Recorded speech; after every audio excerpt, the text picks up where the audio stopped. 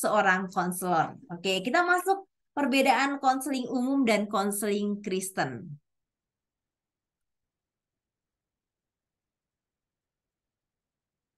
Nah, Bapak Ibu Saudara, kita mau menerapkan konseling Kristen ya di dalam pelayanan kita. Tapi kita coba lihat dulu, apa perbedaan konseling umum dan konseling Kristen? Banyak orang yang antipati dengan mata kuliah psikologi. Karena apa? Berorientasi pada manusia dan sebagainya. Tapi ada banyak hal yang kita bisa ambil manfaatnya dari pelajaran psikologi ini, tapi kembali kita mau menerapkan dalam konsep konseling Kristen. Yang pertama, konseling sekuler atau umum. Dia berorientasi pada manusia dan sumber pengetahuan adalah berasal dari akal budi dan pengalaman manusia saja. Kemudian ada namanya konseling Kristen, berorientasi pada Tuhan. Karena itu, pengetahuan konselingnya bersumber dari Allah yang telah menyatakan dirinya kepada manusia.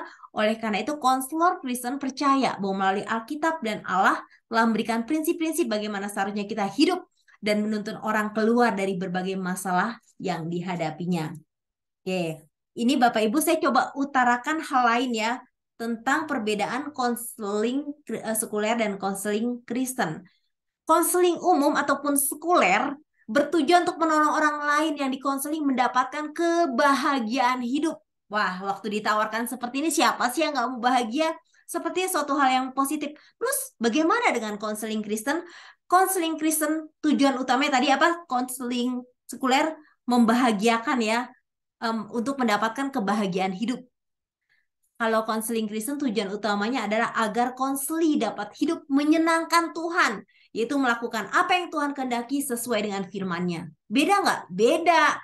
Kalau konseling sekuler orientasinya pada diri sendiri, kalau konseling Kristen berpusat pada Kristus. Bagaimana kita bisa menyenangkan Kristus dan kita hidup dalam Kristus, maka kita akan menemukan kebahagiaan yang sejati.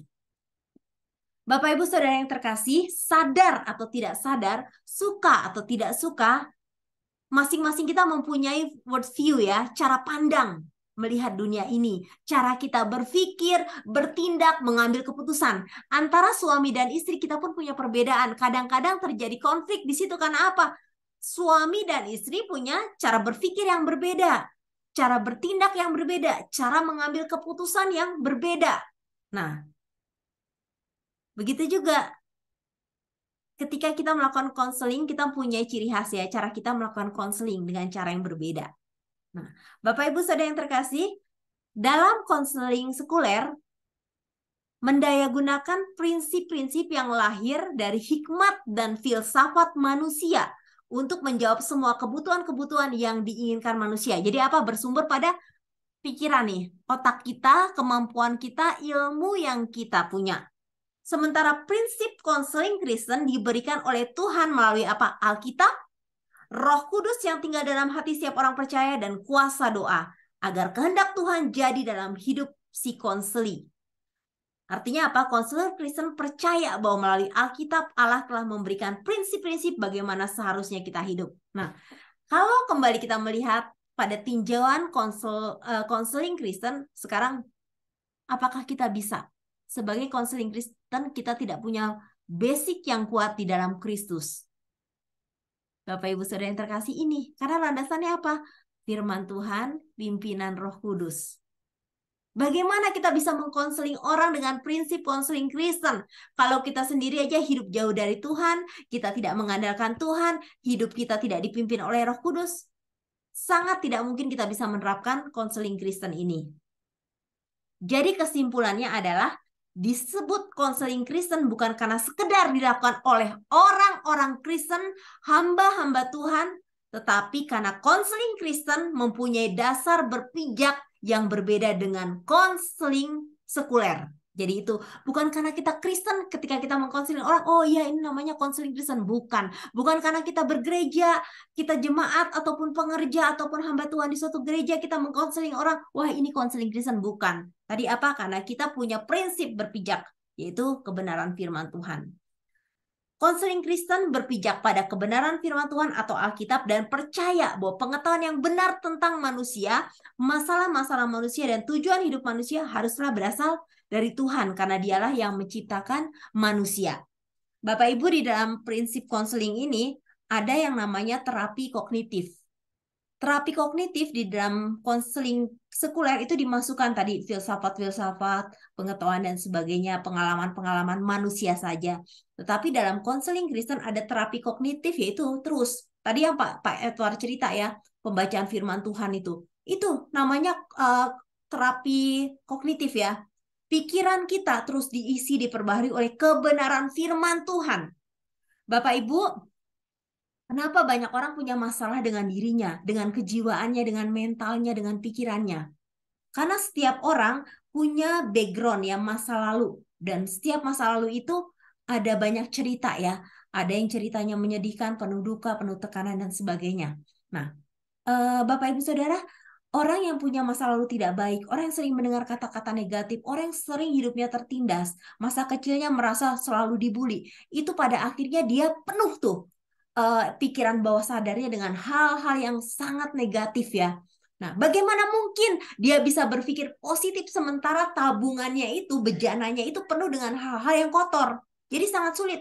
Makanya untuk mengganti pikiran bawah sadar yang sudah negatif itu dengan cara apa? Terapi kognitif, yaitu firman Tuhan, kebenaran firman Tuhan selalu menjadi bagian dalam hidup kita yang terus mengisi kehidupan kita.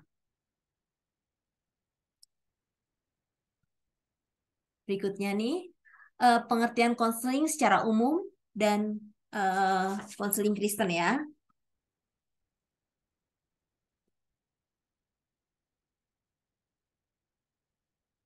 Minta tolong Pak Doni membacakan poin 1 dan nanti Ibu Okta poin yang kedua. Oke.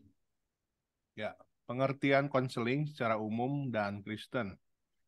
Menurut Latipun dalam bukunya Psikologi Konseling, mengatakan konseling secara umum adalah konseling biasanya kita kenal dengan istilah penyuluhan yang secara awam dimaknai sebagai pemberian penerangan, informasi, atau nasihat kepada pihak lain. Ya, Ibu Okta silakan poin 2. Yang poin kedua, Magdalena Tomatala dalam bukunya Konselor Kompeten mengatakan konseling secara Kristen adalah konseling dapat dijabarkan sebagai suatu proses menyampaikan nasihat, petunjuk, peringatan, teguran, dorongan, ajaran, memberikan pertimbangan bagi setiap orang guna membuat keputusan yang bijaksana sebagai upaya mengatasi masalah serta menangani atau menyelaraskan perilaku orang yang sedang bermasalah dengan Tuhan dan sesamanya. Ya, terima kasih. Ya, di sini kita melihat pengertian konseling secara umum dan secara Kristen ya. Bapak Ibu yang terkasih, kita bisa mengambil keputusan ya. Terkadang orang menetapkan konseling secara umum, tetapi buat saya itu sifatnya hanya sementara. Ketika kita memberikan nasihat atau bimbingan, ketika itu berdasarkan pada pemahaman kita secara manusia, itu tidak akan menjadi suatu hal yang tertanam di dalam hati orang yang kita layani. Tapi ketika bersumber pada firman Tuhan, karena firman Tuhan itu kekal, maka apa? Firman Tuhan itu akan menjadi rema, dan sekalipun kita sudah selesai menyampaikan kepada dia, itu Roh Kudus yang akan terus mengingatkan dia, menguatkan dia. Nah, Bapak Ibu Saudara yang terkasih, di sini dijabarkan sebagai suatu proses menyampaikan nasihat, petunjuk, peringatan, dan sebagainya.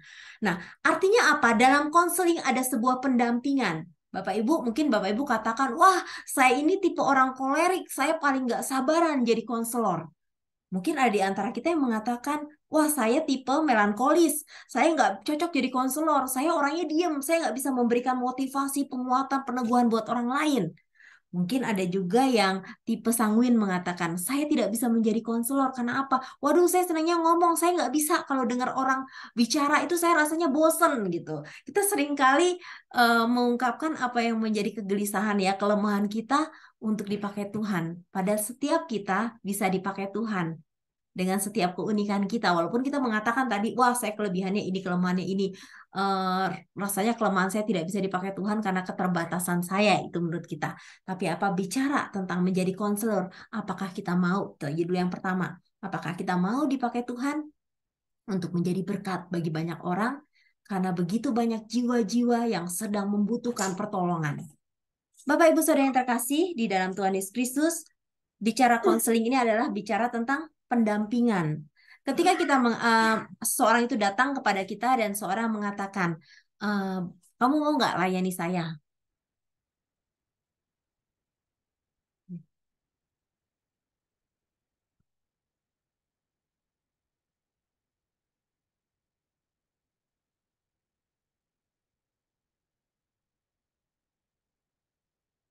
Ya, maaf, ini suaranya putus ya. Ini internet saya lagi ada gangguan. Sudah nyambung lagi Bapak Ibu? Ada, Bu. Oh ya, baik, baik. Iya, jadi konseling itu adalah bicara tentang pendampingan Bapak Ibu. Jangan kita katakan di awal, iya saya mau menjadi rekan buat kamu untuk bisa berbagi ya. Tapi nanti di pertengahan jalan kita merasa bosan gitu, apalagi dengar orang itu cerita pergumulan yang nggak selesai, kita katakan udah deh, saya nggak ada waktu, nggak bisa Bapak Ibu Saudara. Ketika kita menyatakan iya, mari kita belajar untuk konsisten. Bapak Ibu, berapa bulan yang lalu ya, sejak dari bulan April ada seorang ibu ya datang kepada saya, dia curhat suaminya itu selingkuh. Kemudian saya langsung membangun kedekatan ya dengan ibu ini, artinya komunikasi intensif, kita saling mendoakan dan sama-sama kita saling mengingatkan tentang firman Tuhan. Nah, Bapak Ibu, kemudian akhirnya setelah ibu itu sharing, kita berdoa, 1 bulan kemudian kami mengambil langkah selanjutnya itu untuk mediasi. Artinya apa? Kita datang ke rumah ibu itu, bertemu juga dengan si bapak, kita bicara di situ 4 orang, saya, suami, ibu itu dan suaminya.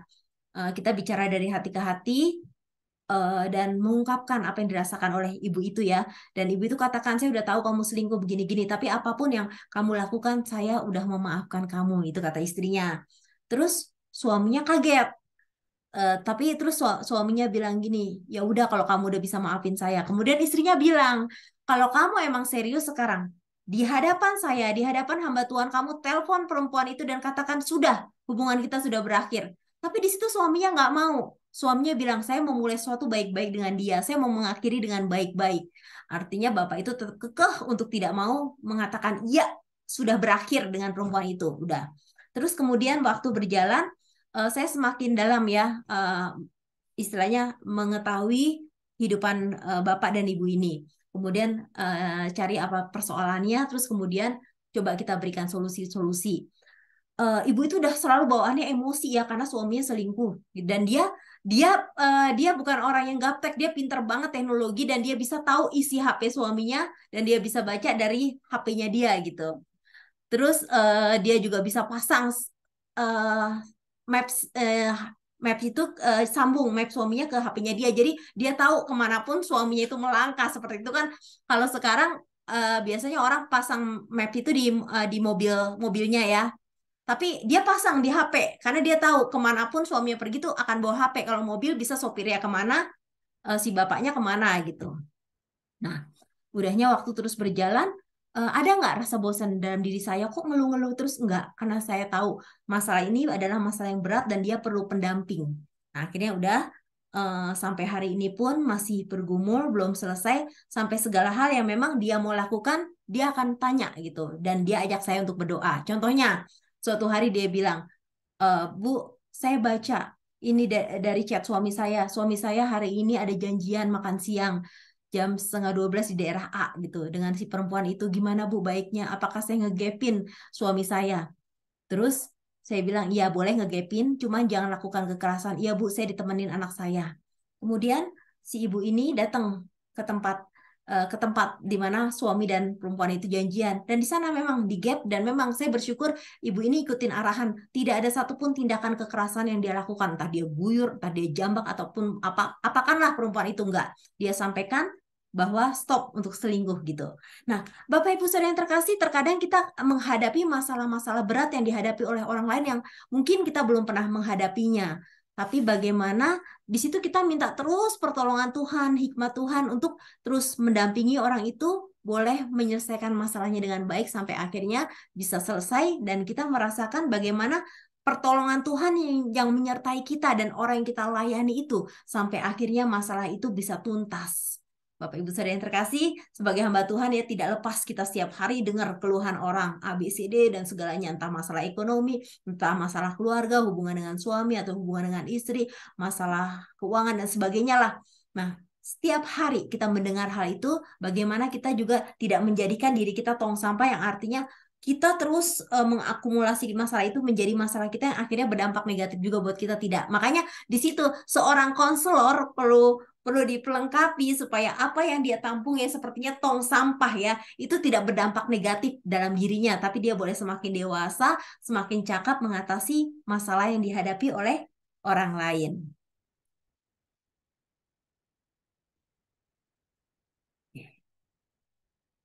Di sini kita masuk pada kesimpulan.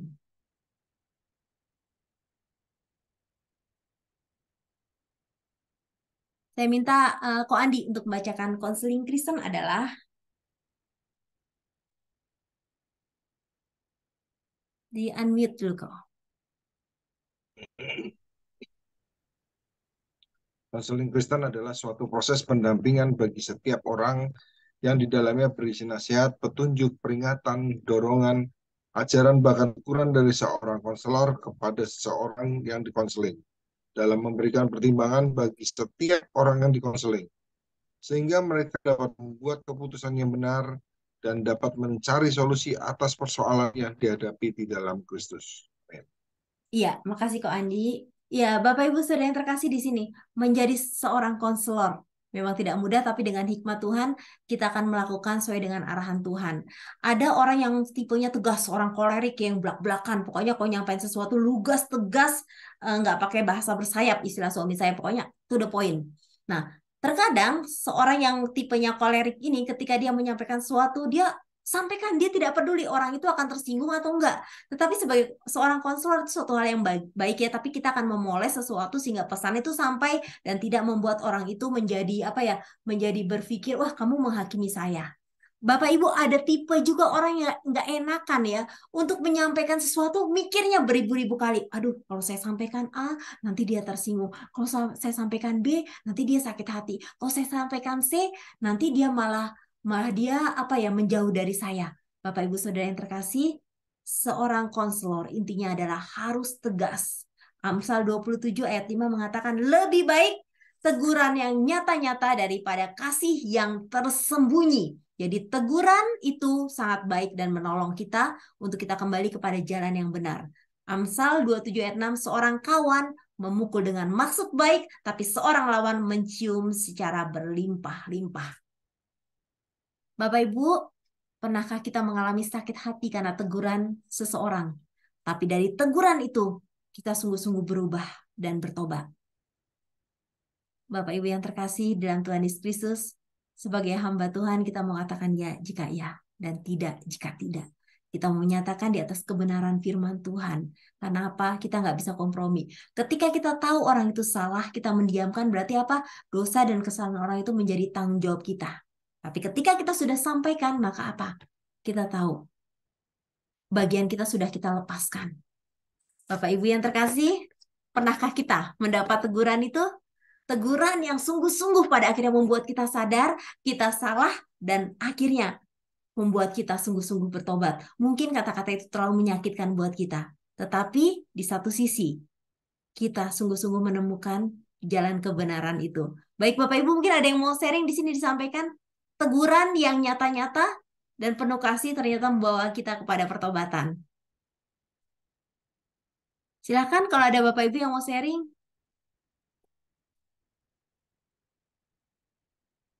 Oke, kalau belum ada, baik Bapak Ibu Saudara yang terkasih, dulu waktu saya kuliah, itu kita yang menjadi pengurus setiap 3 bulan sekali namanya ada evaluasi pengurus ya, BPH, Badan Harian Pengurus itu.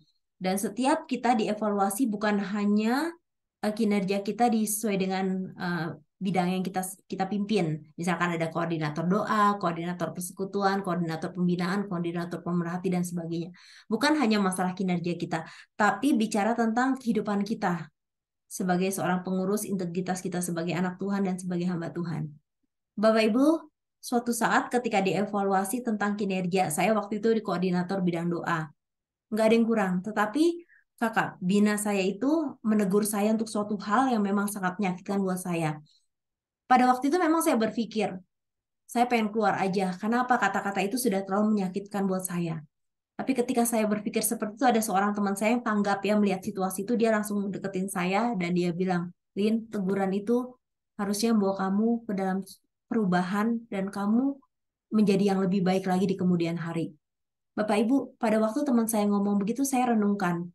Dan tiba-tiba saya teringat, ketika saya mundur dari hadapan Tuhan, ketika saya mundur untuk melayani Tuhan, ketika saya mundur untuk menerima hal yang baik, yang membangun hidup saya, maka apa? Iblis yang akan mengisi hari-hari saya.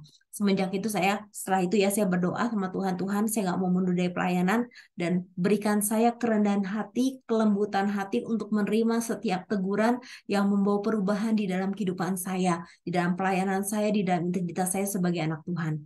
Bapak Ibu, kata-kata yang menyakitkan itu akhirnya diubah Tuhan menjadi sesuatu hal yang membuat saya pengen lebih baik lagi di hadapan Tuhan, dan saya nggak pengen hidup saya menjadi batu sandungan.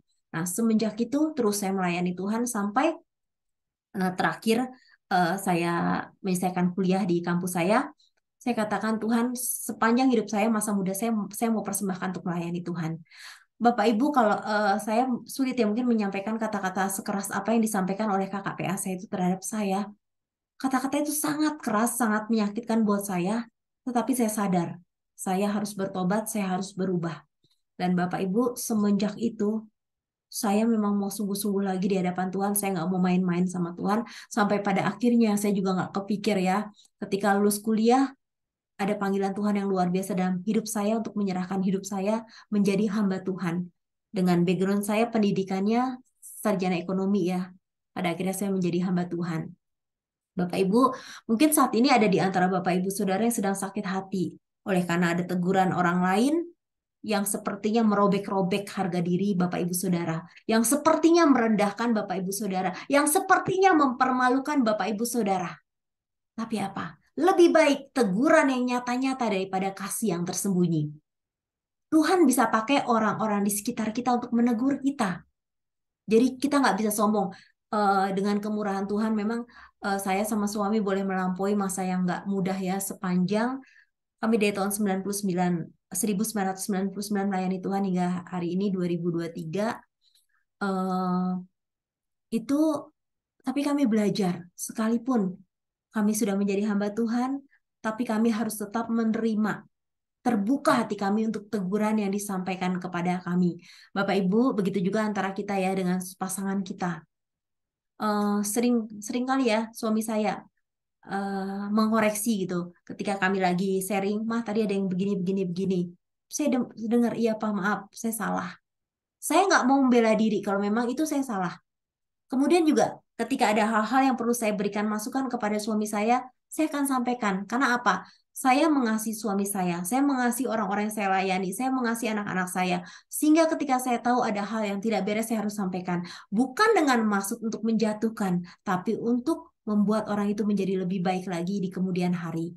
Bapak Ibu, jangan sungkan ya menyampaikan sesuatu. Jika ada yang nggak serak dengan pasangan, sampaikan. Tapi sampaikan dengan kasih. Dan Bapak Ibu Saudara, ini saya mau sampaikan juga. Ketika saya mau sampaikan sesuatu hal yang mengganjal di hati saya terhadap suami saya tidak langsung, wah apa yang terlintas di otak, saya sampaikan tidak.